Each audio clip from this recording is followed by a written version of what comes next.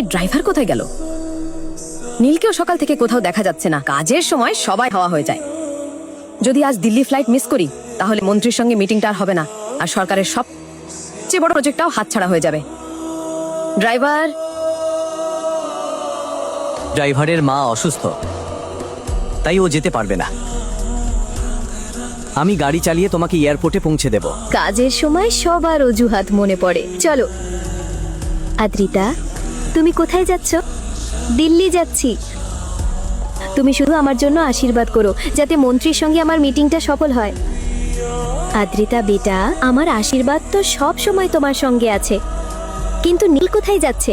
ওকে তো বাসন মাজতে হবে। আমি ওকে নিয়ে যাচ্ছি। ড্রাইভার ছুটিতে আছে, ও ফিরে এসে বাকি বাসন মাজবে। যা ব্যবহার করবে আলাদা করে রাখো, ও এসে ধুয়ে দেবে। বাই।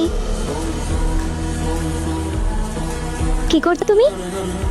বিজন তো এখনো পৌঁছে গেছে, দেরি হয়ে যাচ্ছে খুব। বিজনের নাম শুনেই নীলের মুখ ফ্যাকাশে হয়ে গেল। চলো এখন।